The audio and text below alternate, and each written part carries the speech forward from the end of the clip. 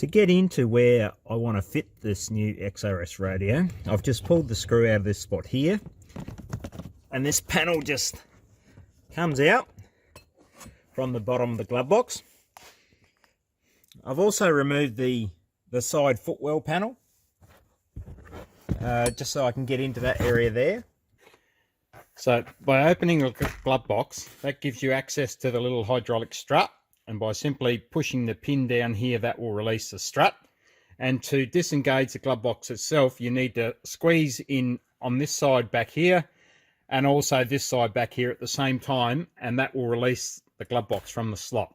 Once you've got that out, you can start stage 2, which is disassembling the shrouds around that area. I had to remove the surround from the back of the dash. It's held on by 4 bolts and a couple of clips, so I could access this area in here. After removing the glove box and the glove box surround, I've decided I'm going to fit the radio on the passenger side footwell, just on the panel above it on the left hand side. So as you can see in here, there's a couple of holes.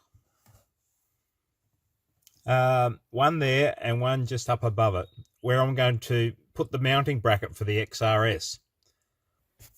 I've also routed the cable that goes into the back of the XRS in behind here, underneath the carpet and into the back of the console here, and that will ultimately come out at the RJ45 plug that I'm mounting into the console.